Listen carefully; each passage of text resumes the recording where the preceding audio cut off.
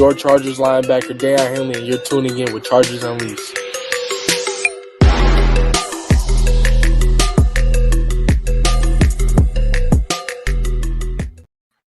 Welcome to another edition of Chargers Unleashed. Jake Hefner and Daiyan Wolkenstein here with you from the LAFB Network. If this is your first time tuning into the show, make sure to hit that like and subscribe button on YouTube. You can also follow us on Facebook, Twitter, Instagram, Spotify, and Apple Podcasts. Daiyan Wolkenstein, 19 days away from the NFL draft. It hasn't been too long, but we figured like now was a good time to kind of get the just around 2-week temperature of the fan base. Let's go live with a live show. Let's get everybody's feelings, because I know that a lot of people have had their opinions in terms of what are the Chargers going to do at 5? Should they trade down? Should they stay put? What are they going to do as far as to build this team out over the 3 days of the NFL draft? The hype is palpable in draft season as it is right now. So that's why Dan and I wanted to do a live show this morning. Daiyan Wolkenstein, before we kick everything off, how are you, sir?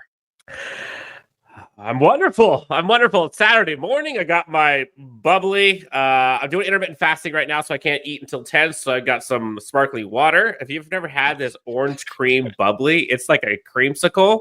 I'm telling you, hits all the right places. I'm doing great. Chargers fans, I know, are pumped for the next month. It's going to be hard to let these days go by, but it's going to go by so slow. But we're going to get there. Yes, we're going to get there. Eventually, we're going to get there. I was just going to say, this speaks more to the dichotomy of you and I, especially during the season.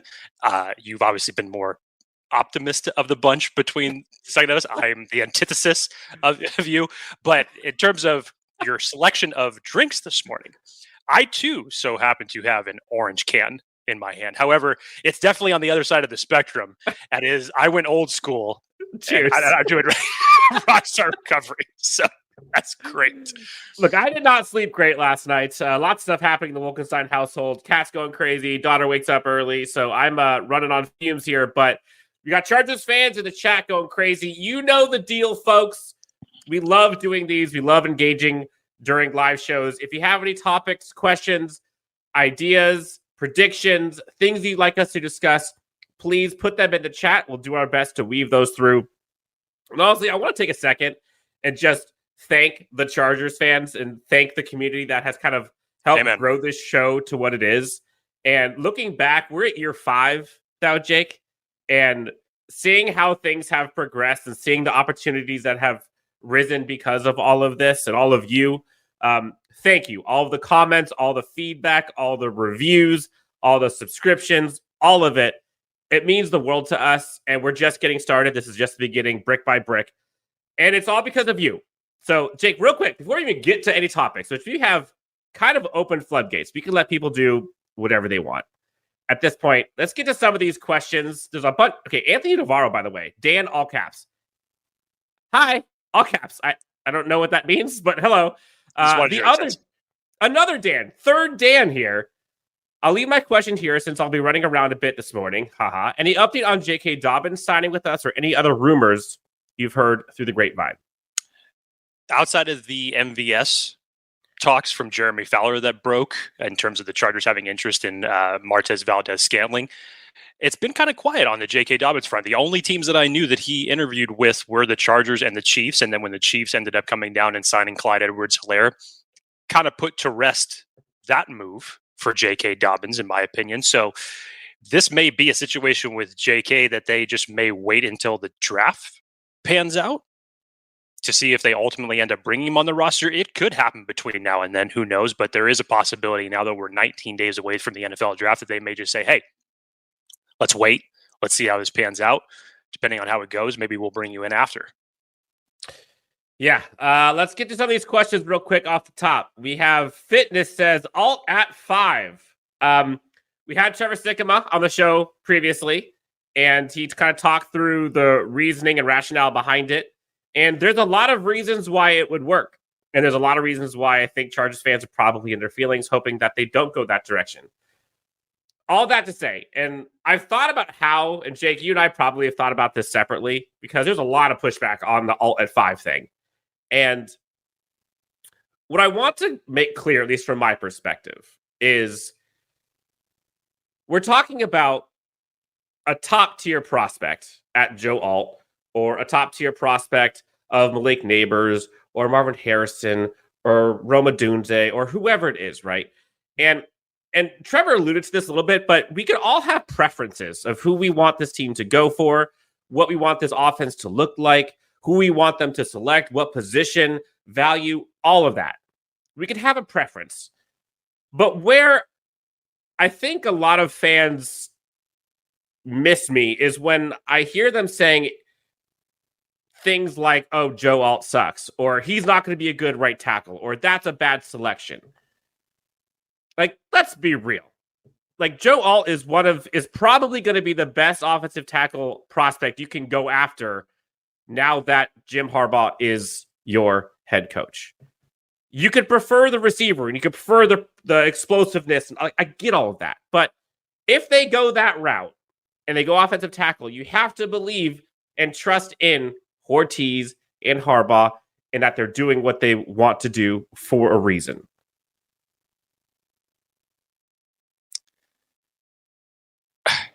Yeah, this is what's so good about the draft season. Again, we all get caught up in it. There's so much emotion flying around as it relates to it because the drama is just so good when it comes to the NFL draft.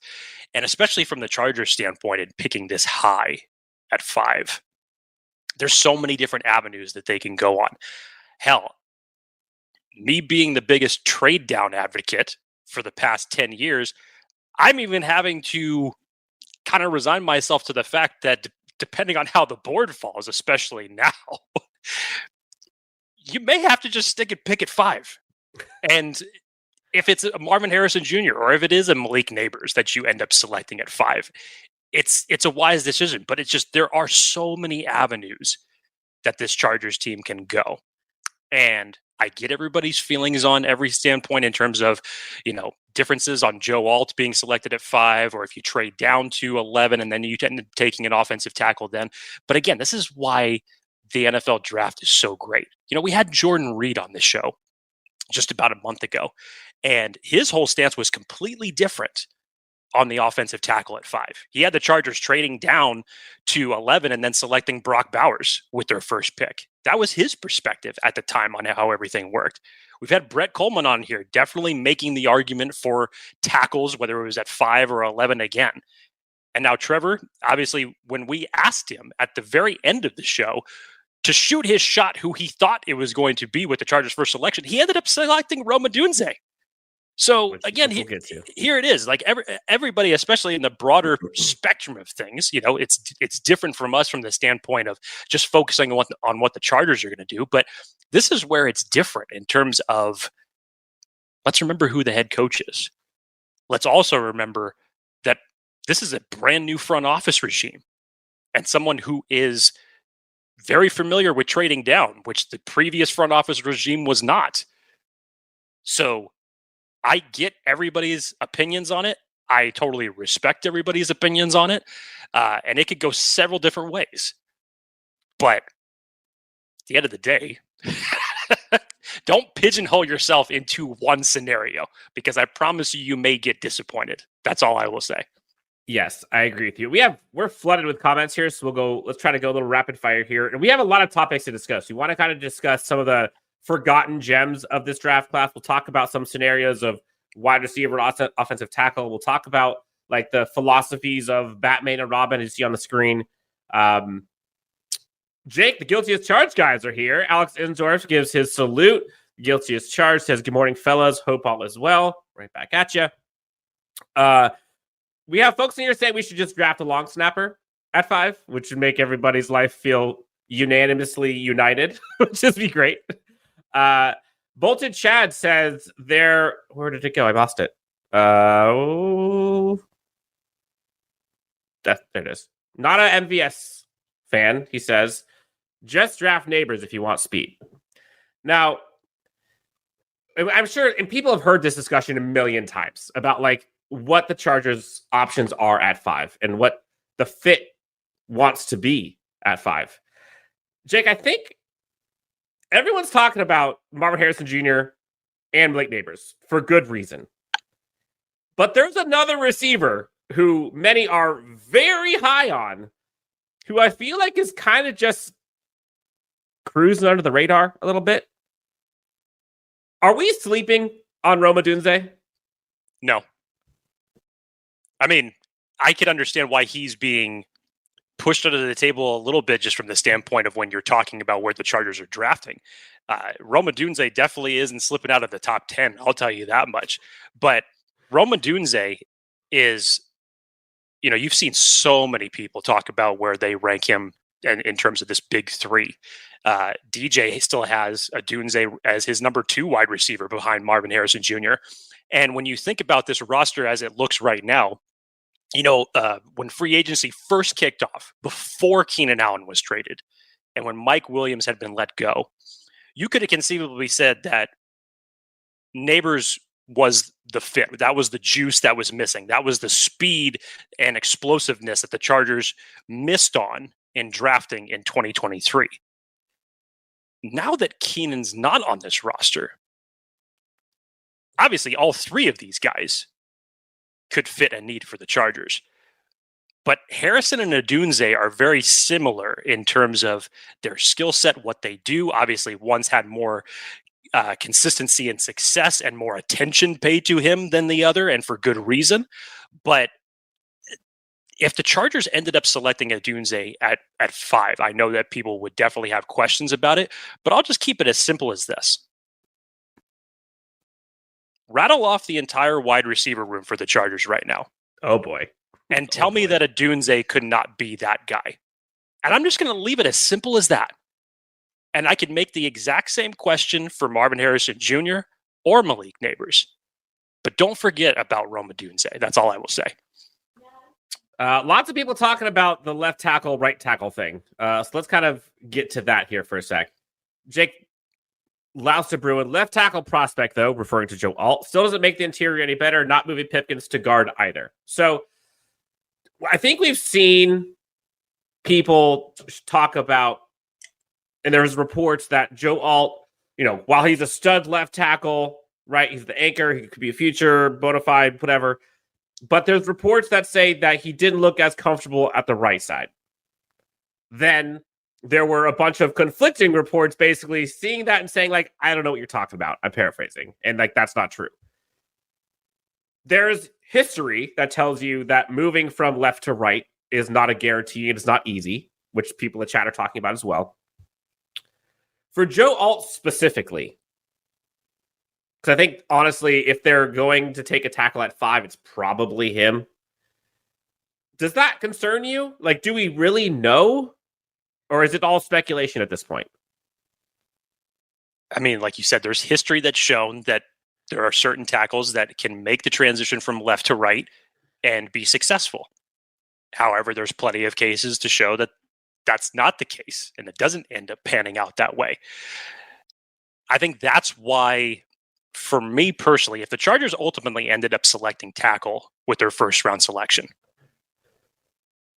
trading back, getting Talise Fuaga or J.C. Latham, just more of a natural fit either at guard, and you play him, Fuaga at guard next to Pipkins for a year. You let go of Trey Pipkins, then you eventually move Fuaga over to right tackle because he has the skill set to do that. Or you pick J.C. Latham, who consensus is the best right tackle in this class. I think that would be the better move to go to personally, so you don't have that possible risk and repeating history all over with itself. And I get everything on Joe Alt. Again, as you said, Dan, not knocking Joe Alt, the player. If it was me and offensive tackle was going to be the target for the Chargers in the first round, that's how I would go about selecting it. Yeah, let's get to some of these comments and questions here. Charlie Sinclair, friend of the show, what would be acceptable trade down compensation?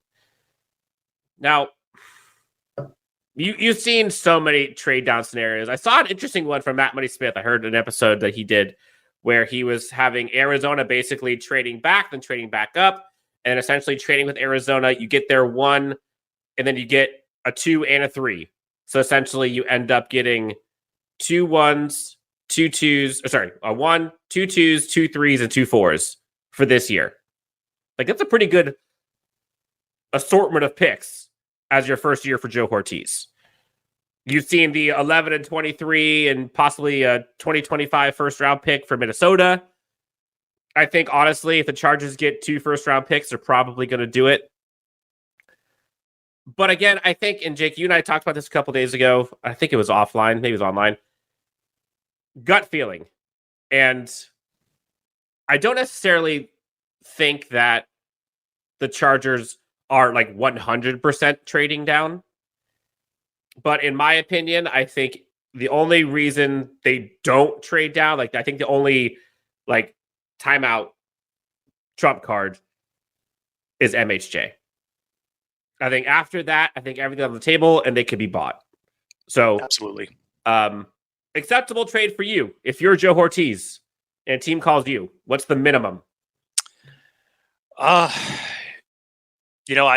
obviously the Minnesota one is just too enticing. I look at that and it's more from the standpoint of that makes the most sense in terms of trade down partners, in terms of the capital that you want, that you'd be looking for. The Giants, in terms of just trading back one spot, you obviously have some competition there that's going to battle Minnesota.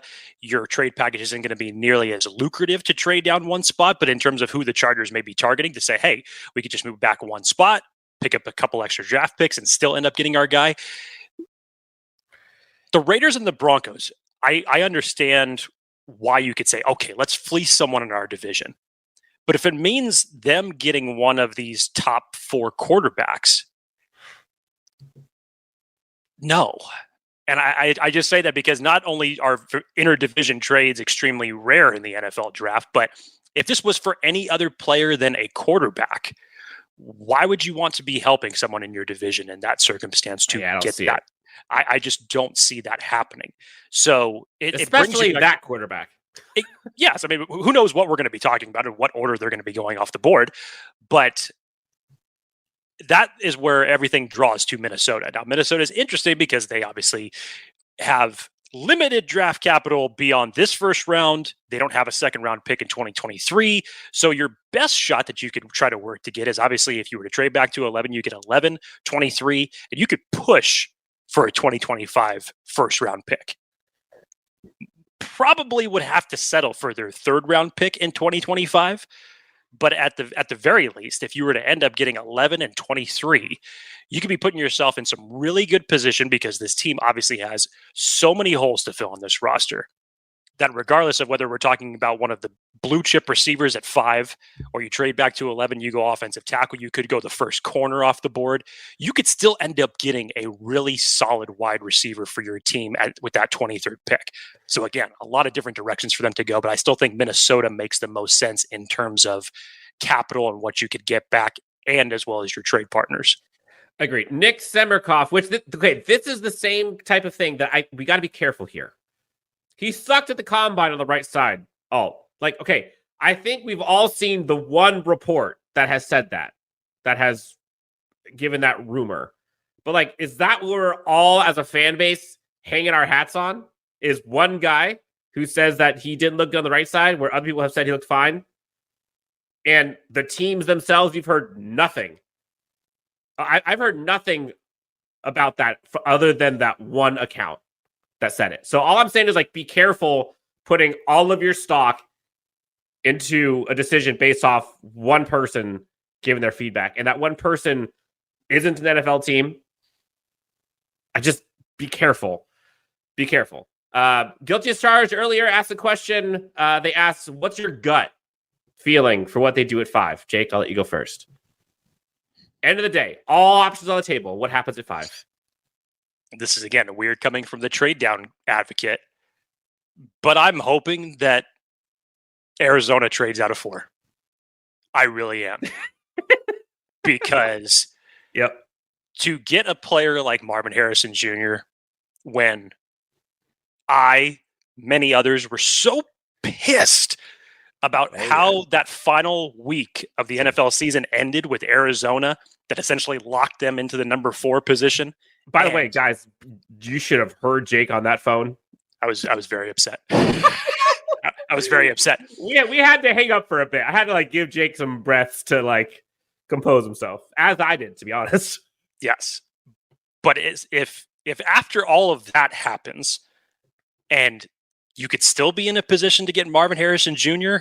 God, I mean, I'm not saying that that's what my gut is saying that would end up happening at 5, but it'd be hard pressed for this coaching staff and this front office to make a different decision if he's on the board.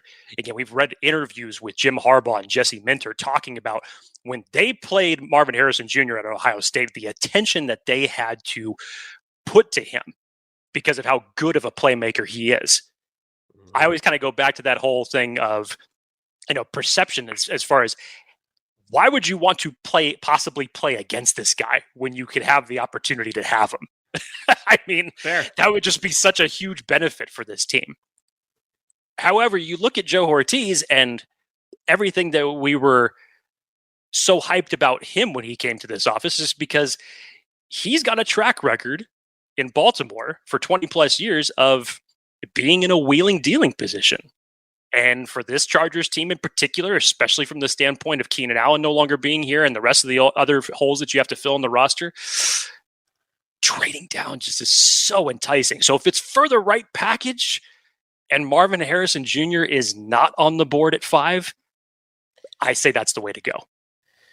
Yeah, if I'm going, and I think I posted this a couple days ago, but my gut says it's either Marvin Harrison Jr. or a trade down. I think those are the only two options. I just can't see them. I mean, I would love, it would be so climactic for me to see the Chargers on the clock. Marvin Harrison is or is not on the board, and the Chargers select Malik Neighbors. That would be dream come true for me. Shock me, honestly, because again, I think given what I know about this team and what I know about the philosophy and Greg Roman and Ortiz and Harbaugh, seems like Harrison is that guy for them. The style, the archetype, the pedigree, the pro readiness. But Malik Neighbors would just be the most fun first round pick that I've seen the Chargers make. The most explosive first round pick I've ever seen the Chargers make. Period. Since LT, if I'm being honest. On offense, anyways. You could say Derwin James with defense, but on offense. But I just don't know if the Chargers are that high on him as I am. So I'm going to kind of... So again, that's why I go back. I think it's Marvin Harrison Jr. or trade down to answer the question. One kind of way to look at this, and I've seen a few people start to do this, and I think it's an interesting exercise, is to kind of go through different scenarios, right? So I want to kind of just give this to Chargers fans, and Jake, you and I can kind of talk about this, and in the comments, let us know what you would rather do. You have the option, you've heard so many people talk about the depth and the excellence of the wide receiver class and the tackle class, right? I think the wide receiver class is definitely deeper, far deeper than the tackle class in terms of talent you can get in day 2. So I ask you this. If you had to pair a tackle and a wide receiver in rounds 1 and 2, and that's the way the Chargers were going to go, which route are you going to go for? You have either, let's just say Joe Alt, or pick whoever you want at tackle, paired with a second round receiver. That could be maybe A.D. Mitchell, who again, that's my dream in the second round. I don't know if he's going to make it that far, but a receiver like A.D. Mitchell, maybe it's a Roman Wilson, Xavier Legette. You can do the Florida State guy. There's a bunch of guys you can go. So that route, 2 starting caliber studs, in my opinion, or you go the top tier blue chip receiver, Malik Neighbors, Marvin Harrison, Odunzzze, and who else? This is a broad yet pigeonholed question for me, because I would actually go door number 3. I know you would, but door number 3 means you're not getting a tackle. Yes, but it doesn't mean I'm not addressing the offensive line. If it was tackle not a need, is that what you're saying? I'm not saying that tackle is. In my brain right now, center is a bigger need than a tackle. That's how my brain is operating. Okay. However, I really liked Field Yates's mock draft because I felt that this kind of pants to this question, especially with some of the players you're bringing up. When he had the Chargers trading back with Minnesota to 11, and he had them taking J.C. Latham at 11, A.D. Mitchell at 23, and then turn right back around in the second round and taking Zach Frazier from West Virginia. I was like, oh, yo, somebody's cooking with gas right here. The other way I see this playing out is my whole notion, Dan, and you know this cornerback class, and you know how much the Chargers need help in the defensive backfield. To me, you cannot come out of day 2 and not have one of your selections be a cornerback. Agreed. And ideally, I would think that target has to be at 37. Has to be there. So if we're you're not talking about trade down, yeah. Yes. So if you're talking about ideal pairings, I would probably say I would lean towards the Fuaga or Latham. This would come in a trade down scenario, obviously. You're out of the big 3 in that circumstance in terms of wide receivers. Brian Thomas Jr. is going to go somewhere in the teens, so A.D. Mitchell would probably be where you'd have to go with that second round pick. If he's there. But yeah. If he's, I would think that A.D. Mitchell would still be there at 23, less so for Brian Thomas. Sorry. I think it's 37. I'm sorry. Yeah. And then 37, I would come back around and get my corner. To me, that would be a great use of draft capital if you were able to make that trade with Minnesota. And in terms of look at the needs filled in that circumstance. And again, I'm very bullish on this center class. I love this center class. So if you were to tell me that you could just, with your first 3 picks, 2 of them being in the first round, be Latham, A.D. Mitchell, let's just say Sandra still for the argument at 37, and then you come back maybe in round 3 or one of your 2 fourth round picks and you end up taking one of the centers off that class, you've done a good job. that to me already looks good. Just saying that out loud, if that was a possibility. Agreed. There was someone here asking, I can't find it because I've lost in all the there it is. Luis asked, MHJ is available. Vikings offer you 11 and then 2 2025 picks, first and second. 1, they don't have a second round pick because I learned that the hard way because I messed that up a week or 2 ago. I don't think the Chargers do. Even if they did, I don't think they do it. I don't think that's enough. Especially if quarterbacks go 1 through 4. Or hell, either way, honestly, it doesn't matter. Because personally, I think that the stock for a team wanting to go up to get Marvin Harrison Jr. and J.J. McCarthy should be the same. Now, will it be? I don't know. But it should be the same. Like, nobody can tell you that Marvin Harrison Jr. isn't a better prospect than J.J. McCarthy. And Marvin Harrison Jr. is also more of a sure thing. I know the quarterback tax. I get it. But, like, let's just put that aside for a second. Like, come on. The premium for quarterbacks when it comes to the NFL draft is always outrageous. But should it be? But like, and I said this like a month ago or however long ago, like I just, until I see Arizona trade out of that for a team to come out for a quarterback, I just don't think this wide receiver class is worthy of going 1 through 4. Like, I wouldn't. So I'm kind of just like, until I see it, I'm not going to believe it. Call it like me trying to brace and not allow myself to get emotionally invested in Marvin Harrison Jr. I don't know. I've seen this story happen, and I've been burned so many times of, oh, Mac Jones, he's going to go so high. Oh, Zach Will, like, no, like they'll go, but they're not going to go to the cost. Like, these teams aren't stupid.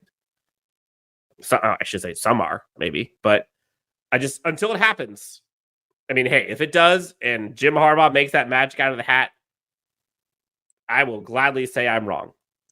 MHJ is the outlier to trading down. To me, you don't trade down if he's on the board. It doesn't matter what the package is. I agree. Eddie Saldana says 3 weeks away from the NFL draft. Let's let the anxious times begin. Oh, there's plenty of that going around. Yep. Graham Barton, Dan Deach says, do you see Graham Barton being there in the second round? If they go wide receiver the first? Man, this offensive line class in general, and we talked to Jordan Reed about this. you may break the record this year for offensive linemen being taken in the first round, which is just insane. And it's indicative how strong this class is. And you have so many situations like with Graham Barton, because he's essentially played so many different positions along the offensive line during his career. Some people believe that he's just, immediate interior offensive line fit, or that he could immediately go into center and do it because he's got the athleticism, he's got the physical attributes that fit that mold. And you line that up with the rest of the tackles and centers in this class. I mean, Dan, I still think it's an over-under of 2.5 centers that could be drafted in the first round. I mean, it's insane how many offensive linemen we may be talking by the time that the first round is over, of how many that could be off the board. Yeah. So I'm putting up 2 comments here because I think this is like essentially the rub of Chargers fans right now. Tony says, I'm sick of this trade down bullshit and take the star receiver at 5 for Justin Herbert's sake. The team owes Justin the best available. Okay, there's that side of the coin. And then there's Dustin. He has gotten beaten up. He has no time to throw. Herbert can make plays to guys like Guyton and T. Billy. He needs alignment. So if we pause, neither of these options are bad. Neither of these options are wrong. They need both. So if the Chargers and Jim Harbaugh elect to go the protect Justin at all costs, run the rock, alleviate some of the pressure, allow him to go over the top later, build this thing in the long run, take the tackle now, you can get receivers later. That's not the wrong decision. It's just a different decision. It's a different approach. If they decide to go, screw it, Marvin Harrison Jr., Malik Neighbors, Odunzzze, they're too good to pass up. We'll figure out the tackle later. It's not a wrong decision. That's a fun decision for sure, but it's more risk for sure. You can't argue otherwise. That's the rub of Chargers fans right now. And I don't really think it has to do with trading down. I think it's just giving him more weapons or protecting him. And if you're looking at a way to do both, I think that's where things get interesting. And that's why the trade back stuff makes sense. Again, I'm going to just, put my trading advocate cap on. You can't think of it as the old regime anymore. I think we're still too in our heads about it because we haven't seen Joe Ortiz actually execute something like this for this Chargers yet. And yes, I still stand by that if it's Marvin Harrison Jr. on the board at 5, that you do not trade out of that pick, that you make that selection. However, as we said when we opened the show, we have to put into account who is the head coach of this team now. What is it that he installs? I will also make the argument that good coaching trumps a lot of deficiencies in the NFL. How is it that the Chiefs were able to move on from their star wide receiver and win the Super Bowl the very next year? How is it that they were able to do what they did this past season when arguably it was the worst weapons that Patrick Mahomes had to throw to outside of Travis Kelce, and they still won the Super Bowl? That's what actually has me more intrigued as it relates to this Chargers team, because in the macro sense, hell, look at what Ben Herbert was talking about during his press conference earlier this week. Look at what this Chargers coaching staff has been built up to. Good coaching can trump bad play and can make players that may seem mediocre better, whether it's off of scheme, system, training. I've said this to Dan. Whoever it is that the Chargers end up selecting at center, they get to learn second-handedly from Nick Hardwick. Mm-hmm. That's a rad thought. That is awesome to think about.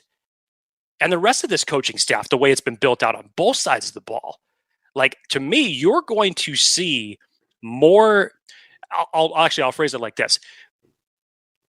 Should injuries occur to whatever position it is, and I'm not trying to jinx anything, we just know that that's just part of the NFL, but I think that you're going to see a much less drop-off from a first-string guy to a second-string guy to a third-string guy than we have traditionally seen in the past.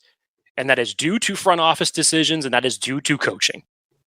Because for the longest time, the Chargers had talent on on paper, but they were just way too top heavy. They didn't have any depth. Building out depth and building those key positions that we know that ultimately relies around Justin Herbert, those to me are the key goals in this draft. And that's why there's so much intrigue to see how Joe Ortiz and Jim Harbaugh are going to carry this thing out. I'm with you. Jake, let's get to some of these questions. This might be a little bit of an eye chart, but Joseph DiMartini asked, what do you think we can get if we trade down in the second round? So this would probably be my ideal if they could just take the blue chip first, trade down later. A bit of an eye chart. We're looking at the trade value chart again. We don't know how this is going to actually play out. Some teams reach a little bit, whatever. But roughly, Chargers pick 37 worth 530. So let's say they trade back with a team.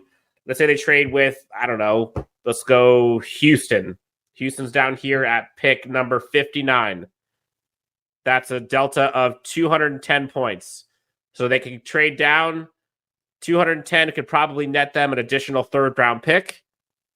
Or if you want to get crazy, you can go and get probably a fourth, a fifth, and next year's probably third, next year's second, maybe. So you're probably getting an extra third or maybe a fourth and a fifth and maybe a late round one. Would you do it?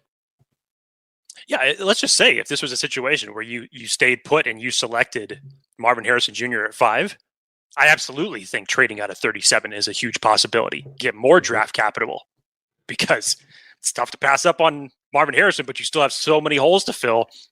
37 becomes a prime spot to trade down. And you could already figure that you know that there is going to be a run on wide receivers at the beginning of the second round, let's just say, because Carolina doesn't have a first-round pick. You know that they're going to go out and get Bryce Young another weapon. If New England ends up taking a quarterback at 3, which a lot of people predict, they still need another weapon for their young quarterback, so they're most likely taking a wide receiver before the Chargers select at 37. So there's going to be a run on wide receivers that early part of the second round. That's where this whole risk-reward thing comes into play in terms of when do you draft one? Who's still going to be on the board if you happen to pass one up in the first round? 37, is it there? Is it not there? Depending on who the Chargers have and select in the first round, 37 is a prime trade down candidate given who's going to be coming off the board at that standpoint. Yeah, I'm with you. Louser Bruin, worst case scenario, Marvin Harrison Jr. is drafted by the Pats, neighbors by the Cards, and Chargers have to stick and pick. Again, if that worst case scenario were to occur, I don't think Odunzzze is It's not a consolation prize. Don't look at it like that. I get it from the standpoint of what Marvin Harrison Jr. is, but I will say that question that I said 20 minutes ago. This Chargers wide receiver room right now, tell me if you don't believe that Odunzzze can be that guy in that locker room right now. Mm-hmm. Is one lineman going to make the offensive line good? Bozeman is a downgrade in pass protection from Linsley alone. Okay, maybe, but Linsley compared to who was playing last year at center, upgrade. Coaching staff, upgrade. Nick Hardwick, upgrade. Scheme, familiarity, upgrade. Greg Roman, upgrade. Add on top of that, a right tackle? Yeah, absolutely. You're probably looking to draft your center of the future in this draft as well. Yes, yeah, totally. Because it's just a 1-year deal. Yep. Let's see. Let's get to some more of these questions here. We got Harrison saying bolt up. Good coaching trumps all. Let's see. Numbers don't lie. Look at Neighbors' collegiate stats. Almost identical to Marvin Harrison Jr., but he's explosive. True. Although over the career, no. Marvin Harrison Jr. much higher. Last year, Neighbors is better. But again, Harrison Jr. saw double teams the entire freaking season. So, like, it's different. They're just different. Let's get to some of these.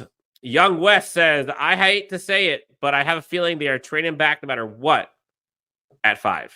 Could totally happen. I've said this to Dan because me being the devout trade advocate that I am, I said this to him weeks ago when we were talking about this type of situation. The football gods are a fickle bitch because I have been asking for a trade down for 10 years. 10 years. And now it's in a situation where possibly Marvin Harrison Jr. could be on the board. The Chargers could select Malik Neighbors. And I will say this. If the Chargers ultimately end up trading out of 5, whatever situation it is, if they ultimately end up making that move, and let's just say hypothetically they go to 11, the amount of emotion that we are feeling right now from just thinking about the idea that Marvin Harrison Jr. could be on this team, the amount of stress that will be going through the Chargers fan base if they have to wait an additional 6 picks to see who's still going to be on the board and for them to ultimately make that selection at 11. Because now in your mind, if you think that the Chargers are going to trade down no matter what, if that's including Marvin Harrison Jr., you have to think, oh my God, we just walked out of a position where we could have drafted Marvin Harrison Jr. What the hell are we going to do at 11? And the tension's going to be so palpable during that period of time because, inner me is being like, yay, we finally did a trade down, but also, oh shit. Okay, now it really starts. Jose, what if the coaches make Quentin Johnston into a top 10 receiver? Do we really need a wide receiver at 5? We talked about this a little bit. Not necessarily this bullish about Quentin Johnston, but a lot of this selection depends on the faith they have in the current staff. Or excuse me, the current room. Do they think Quentin Johnston can be that guy? Do they see enough in him and believe that they can make him into who the Chargers thought they were getting?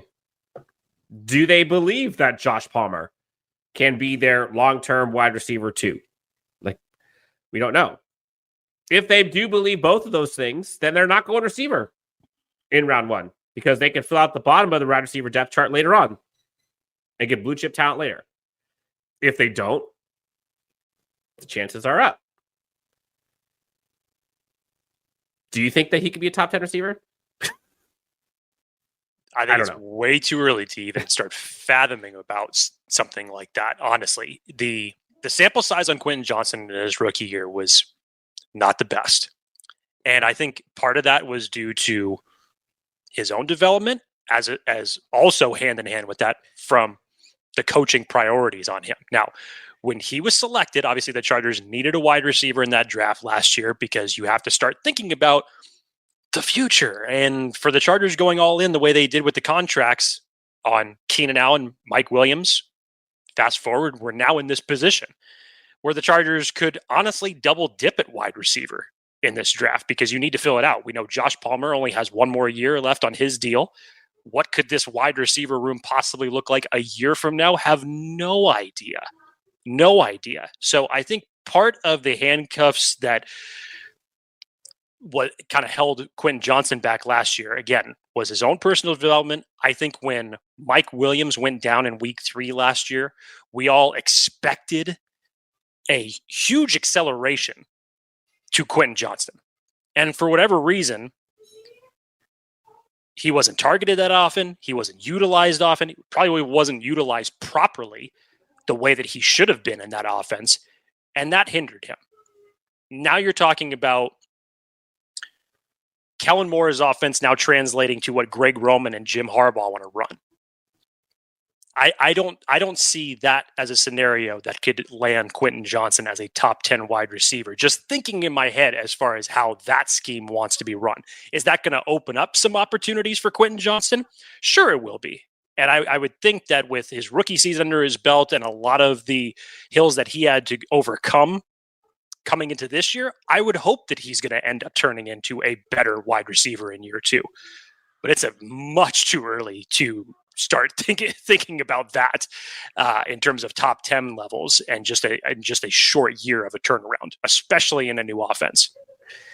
Young West says it's all Jake's fault if we trade back. LOL. Just kidding. We love you. Hey, if they trade back, Jake's will be happy. Either way, that's fine. For like 30 seconds, I'm going to. Like traditionally, I could have been like elated that the Chargers traded down. And you because could they're one of the blue chip guys. Yeah. Because we're not at 5. Yeah. And you couldn't have wiped the smile off my face. As you know, you couldn't even taken a sandblaster to it if that was the case. Now it's going to be like ear to ear for 20 seconds. Because then you're going to watch the board fall, and most likely your top 3 wide receivers are going to be gone. So then it's really going to come down to that question: whoever you take at 11, you just keep in mind that you possibly just passed up Marvin Harrison Jr. if he was still on the board at 5, and that's the conundrum that's going on. Yes, Jake, we got to talk about some forgotten gems. We also got to pay the bills. Yes. For folks who are in the chat who have not done so, while Jake's doing our quick ad read and making money for our families, do us a favor, hit that like and subscribe. Do it right now. Jake's about to start talking about our friends. One quick like, subscribe, helps out a ton. Leave a review, whatever it is. Jake, let's talk about our friends over at... Well, as always, want to tell everybody about the easiest way to get into some of the sports action. It's Underdog Fantasy and their pick'em game. Just pick higher or lower on your favorite or least favorite players, and you can win up to 20 times your money in a single night. Underdog keeps it super simple with their easy-to-use website and mobile apps. Just pick between 2 and 5 players to fill out your pick'em entry. Get every pick right and take home some cold, hard cash.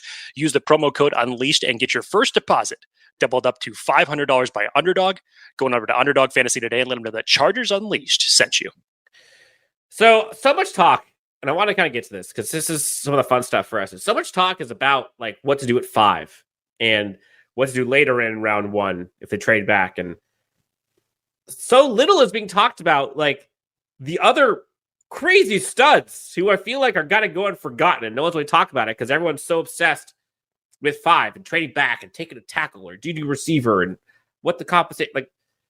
So in the chat, let us know some of your guys. We'll go through some of ours here in a sec. But Jake, off the top, we talked to Trevor, and I brought up the idea of separation for wide receivers and who are some of the guys that I think, or he thought, were some of the best separators in this class. And he was going through the names, and he didn't say Roman Wilson. He's going through percentiles. I said, oh, what about Roman Wilson? And he's like, oh, let me go check on Roman Wilson. And I'm paraphrasing, but he said, holy shit, yep, Roman Wilson. I think it was like 94th percentile separation, 90-something percentile in man coverage. You are a Los Angeles Charger, he says.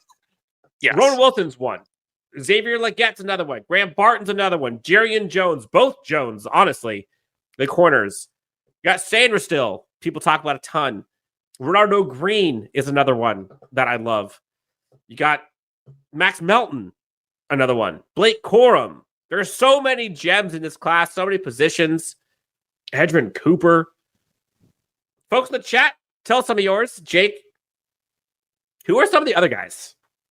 We just haven't talked about these enough because everyone's talking about something else. Because we're all caught up in the first round of everything, obviously, and Dan and I will dive into this more because we've talked about we've given our top prospect rankings on linebacker, on running back. Center position is coming next for that. Linebacker is an interesting spot because coverage linebackers in this class are scarce. And for what Jesse Minter wants to do in this defense, there's maybe 4 or 5 guys that you could say fit this bill. And I know that when we're talking about all the priorities, you look at the linebacker room as it stands right now, the Chargers moved off of Kenneth Murray. They moved off of Eric Kendricks. So Daiyan Henley comes into some starter reps. You bring back Denzel Perryman and Dye, both on 1-year deals. You have Nick Neiman to round that room out. That's not enough. Not in Jesse Minter's defense, not in year 1.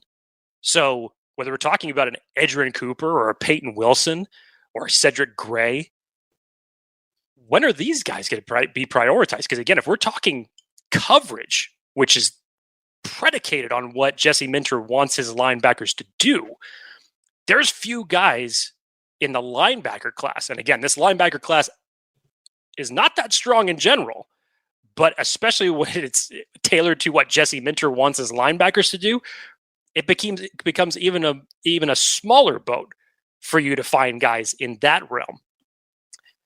I think when we're talking about corners, Dan, obviously everything is just going immediately towards the rise of Mike Sanders right now because his draft stock is just absolutely rocketed. The familiarity of Michigan, what he was doing in Jency Minter's defense, it just all makes too much sense. If the Chargers don't go corner with their second round pick, even though I highly advise not doing that, if they did go that route, Cam Hart and oh my gosh, I'm all of a sudden just having a complete blank. Kyrie Jackson from Oregon. Yep. Love Kamari Lassiter too. Like Lassiter, I'll be interested to see where he ends up going. Just from there's been such a huge. I know. It feels like forever ago that we were talking about Kool-Aid McKistry as CB1 in this Another class. one. Yeah. Because he obviously has dealt with his foot injury and wasn't able to go to the combine and train. And even before he ended up having surgery on his foot injury, he still ended up running a 4.4, which was still impressive in its own right. But I feel like this whole cornerback, like at the top part of the rankings, has dramatically shifted. For the longest time, I believed that Nate Wiggins was my CB1. Things have changed. He hasn't dropped that far because I still think he's a stud. But then I've had to watch the rise of Quinyon Mitchell, who I thought would have been just a perfect get for the Chargers at 37. And now I know that that's not going to happen because he has just absolutely destroyed the testing process going all the way back to the Senior Bowl. And he is phenomenal. And some people now believe that he is CB1. Terrion Arnold is up there as well. Where is he going to last? Some people believe he is the CB1 of this class. Others believe he's CB3.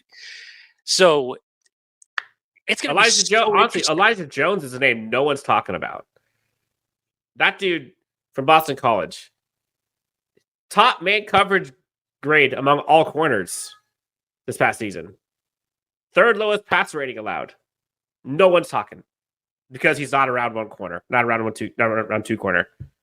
Like, I don't know, like the Bullard, the safety from Georgia. You'll be sick. Javondre Sweat. I saw someone in here saying he'd be great in coverage. Like, there's so many great guys. And I think like it's easy to just focus on like all or nothing, right? If they don't take Marvin Harrison Jr., draft sucks, throw it in the trash. If they get a tackle in round one, I'm over it. Like you gotta. There are 7 rounds. And this is somewhat of a rebuild. As of right now, the Chargers have 9 picks, which is 2 more than they had over the past 10 years of drafting in 7 rounds. Yep. Well, I take that back. I take that back because maybe I feel that way because in the off chances that the Chargers gained an extra 3rd round pick, it just so happened to fall in the 3rd round. And with Tom Telesco's history in the 3rd round, we know how that played out. Yes. So. Yeah. Is Wiggins really only 173 pounds? He was the combine under the weather. I think I saw somebody else talk about this too. He put on some size. Yes. Yeah. So no, he's probably going to be like, I'm going to guess probably high 180s by the time the Chargers, by the time a team selects him. Let's see. Got about 5 minutes left here. Maybe, Jake, for this last 5 minutes, is there any specific topic you want to go through? Or shall we just go rapid fire? Let's go rapid fire, man. Let's go rapid fire. Joseph DiMartini, Jonah Ellis. I love Jonah Ellis. And edge is an interesting spot because especially now that you've brought back Joey Bosa and Khalil Mack, and obviously you have Tuli going into his 2nd year, you're still going to need to prioritize edge at some point. God, if there was a universe, Dan, where honestly, if Braden Fisk was there at 37, holy crap. You just talk about a guy who has a motor for days, just plays like it's his last snap that he's ever going to play. And if you could tell me that was going to be your edge duo of the future in having Fisk and Tuli, I've talked about so many times how much I love Latu in this class. And if you were to pair Latu and Tuli to be your edge duo of the future, that was probably more realistic when Joey Bosa and Khalil Mack were a possibility to not be on this team. But again, we have to think about it. even with these restructures and even with them coming back, they're only going to be here for 1 year. So are you going to prioritize them in this draft, or are you going to roll into this draft with the same trio that you had last year?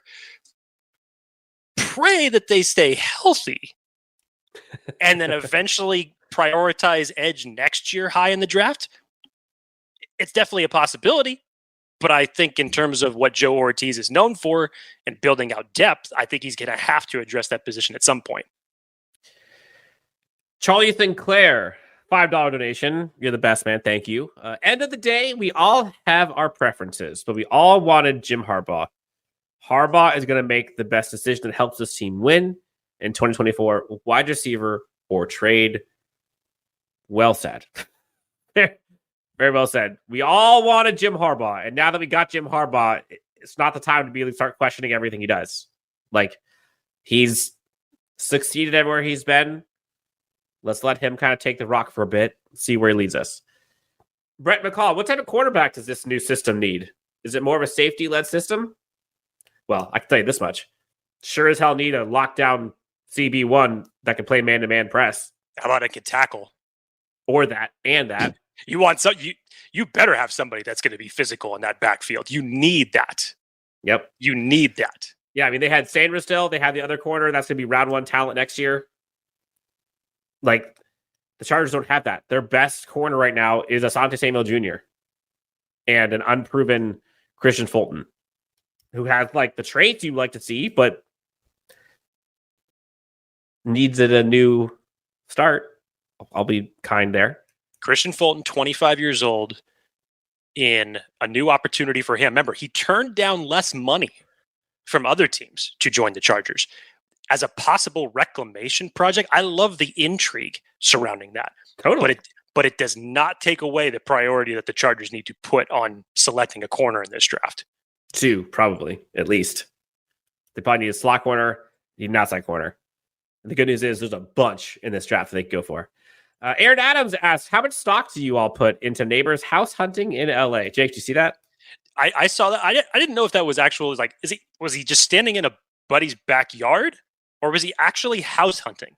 I don't know. I think I saw some people talk about the realtor or something was there. I saw people tweeting it all over the place that he's hunting for real estate.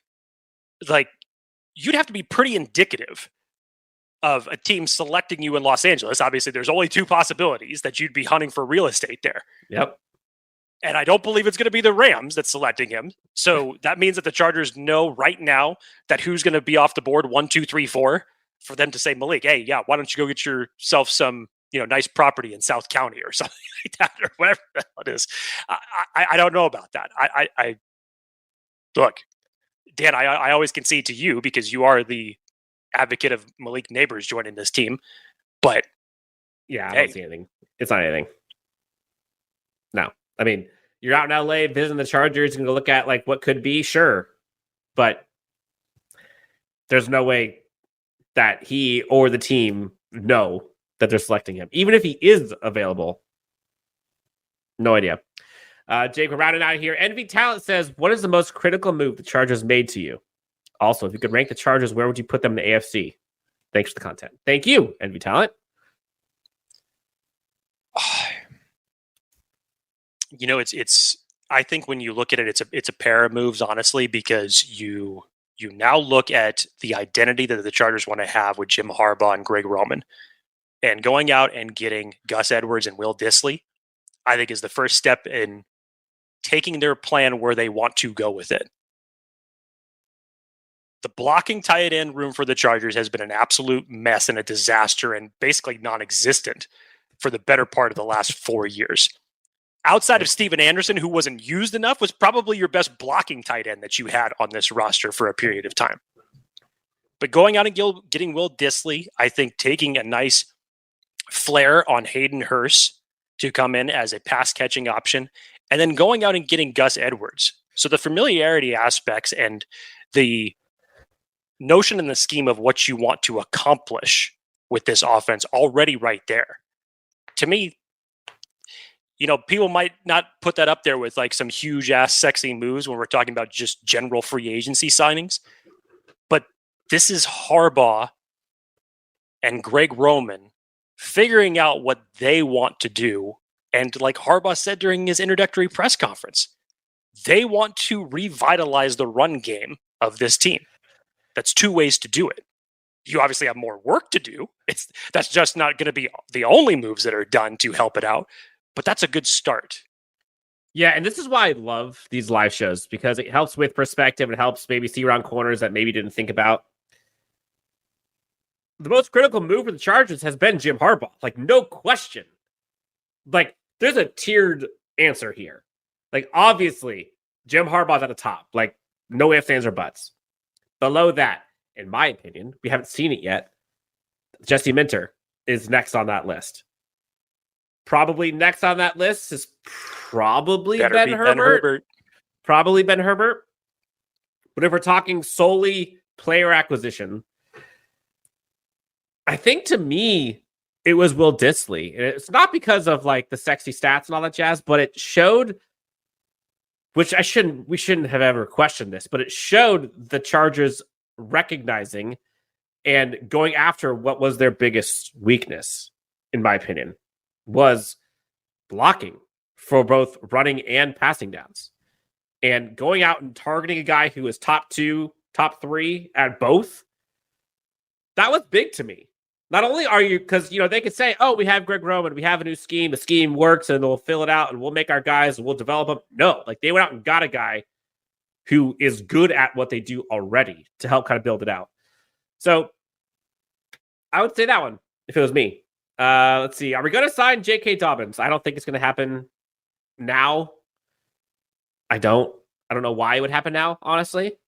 It would have happened already if it was going to happen now. But I could be wrong. But I lean toward it again. We're talking about 19 days before the NFL draft. I still think that even with the running back room that you currently have, that the Chargers are going to prioritize running back at some point. You have to. JK could totally be signed before the draft. I put that percentage maybe at 15% right now as it stands. And trust me, I wouldn't mind the signing. I think that would be a low-level value move, especially if it ends up panning out. But now let's think about the running backs that you have in this class right now. And for the fact that Gus Edwards has been brought in, I said this to Dan during our running back rankings. I know everybody's got their favorite when it comes to their top running backs in this class, but because you now essentially have your staple RB1, again, this is going to be a running back by committee. This is not going to be one guy toting the rock, but because you're now going to go into a running back by committee, much like they did in Baltimore, this opens up so many other possibilities about A, what type of fit it could be, and B, when you could prioritize it in the draft. Because before free agency, before we knew that Gus Edwards was on this roster, people could talk about the Chargers selecting a running back in the second round, whoever it is that could possibly still be on the board. And now it's kind of simmered a little bit. But it's not a bad reason for why it's simmered, because I think that there are so many running backs in this class, whether we're talking about a Vidal, a Ray Davis, whoever it is that you want to select, that if we're talking about coming in here as part of a committee, that you could get something going with Edwards, insert your favorite running back, and Spiller. Agreed. Sweet Jump says, I want a Dicker jersey or shirts. Good news. Put it in the chat. We've got a link to Big Dicker Energy, if you will, from LAFB.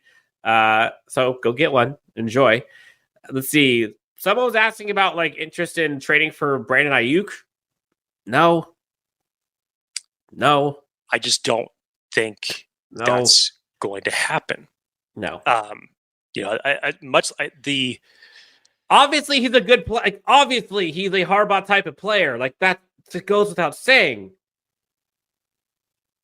But they just got rid of 2 receivers who were making $30 million.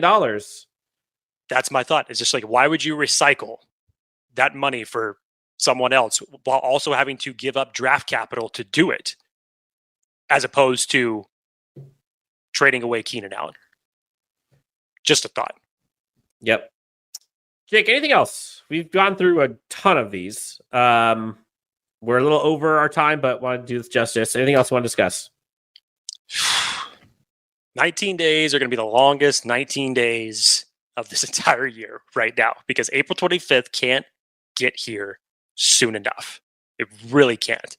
There's so many questions going into this. And as we get closer and closer and closer, and who knows if a trade's going to end up happening with the Chargers prior to the draft, the closer we get, it looks like it may just end up coming down to who's on the board and who's on the clock. And it's going to make the draft even more dramatic in that moment. But you got to be excited for this. Jim Harbaugh is the head coach of the Chargers. The front office is different. And I think you're going to see much more of a collective mindset when we're talking about the draft strategy. I've talked about examples of this. I think that Harbaugh is going to go to every single one of his position coaches and say, who do we need? Who is our guy? Jim Harbaugh is going to defer to them to make a collective decision. And so will Ortiz. Yes. Yeah. So you know that the familiarity that Minter has with Ortiz being prior in the organization with Baltimore, he's going to have an ear there. He's going to go to every one of his other positional coaches and figure out for that position, what do we want to prioritize in every round? It's going to make this draft so exciting to watch. Yes. The Ex-Zealot says, you guys live for the draft? We will be watching the draft. I think we're going to be doing something. Something. Stay tuned. Alcohol will definitely be involved. Absolutely. That's for sure. Dominic, speaking of alcohol, Dominic says the draft is like Christmas. Damn right. It's Christmas in spring, baby. Yes. This has been so much fun. We love doing these live shows. We'll be doing some more, obviously. Crazy turnout for this one on a random Saturday morning. Not much news out of Chargers camp, but all eyes are on the Chargers, the front office, the draft, free agency. They got phase 1 stuff happening next week. Big things happening for the Chargers. If you haven't already done so, please do us a favor. Hit that like and subscribe. Helps out a ton. Until next time, enjoy your weekend. I've finished my sparkler. Jake, are you still going with the energy drink? Actually, I am, surprisingly. Normally, I finish one of these during a live broadcast. I'm actually only about halfway through. So I don't know if I'm proud of myself or if that is, I don't know what to think about that. It means that they brought the energy for you. That's what it means. I'm going with that. For Jake Hefner, you can find him at Jake T. Hefner, myself at Dan W. Sports on X. Find us anywhere you get your podcast, Spotify, Apple Podcasts, YouTube, you name it. Enjoy your weekend. Be safe. Enjoy. And we'll talk to you next time on Chargers Unleashed.